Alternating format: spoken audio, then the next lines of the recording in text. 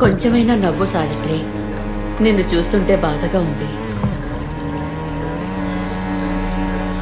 సమాజాన్ని కాదని ఈ రోజుల్లో మనం ప్రాణాలతో ఉండలేము. ఆయనకు వయసు అయినా కూడా విషయంలో మొనగాడే.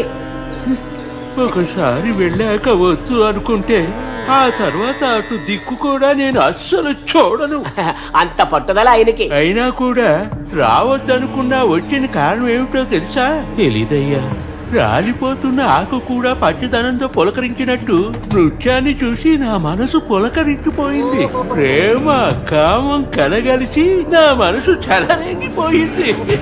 అదెవరి వల్ల తెలుసా? మన సుందరి సావిత్రి వల్లే. ఇప్పుడే సావిత్రి స్నానం ముగించుకొని వచ్చింది. ఆహా, ముందు కార్యక్రమం మొదలు పెట్టండి. ఏమంటావు నువ్వు? అంతా మీ ఇష్టం అయ్యా. తర్వాత మీకోసం ఓ చిన్న విందు ఏర్పాటు చేశాం. అవన్నీ మీరు ఆరగించండి. అయ్యగారికి కావలసినవన్నీ మేము తీసుకొచ్చాం. మీకు తెలియదా దాసుపిళ్ళై? ఎంత మీ సంబంధం చేసుకున్నా అయ్యగారు ఎక్కడ తినాలో అక్కడే తింటారు. ఏమి అందంగా ఉన్నావే హస్తిని, చిత్రిని, పద్మిని. ఈ అందాలన్నీ కప్పేసి ఆ రవిక చీర, అది కూడా నా ముందు అవసరమా చెప్పు సావిత్రి? అవన్నీ తీసి పారే.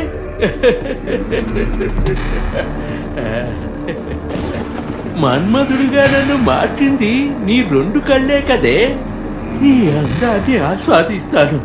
వచ్చి నా పక్కన కూర్చో. రావే ఇటు రా. రా సావిత్రి, సమయాన్ని వృధా చేయకే. మీరు వెళ్ళి అక్కడ కూర్చోండి, నేను తాంబూలం తీసుకొస్తాను. వద్దు సావిత్రి, ఈ తాంబూలం ఉంది కదా,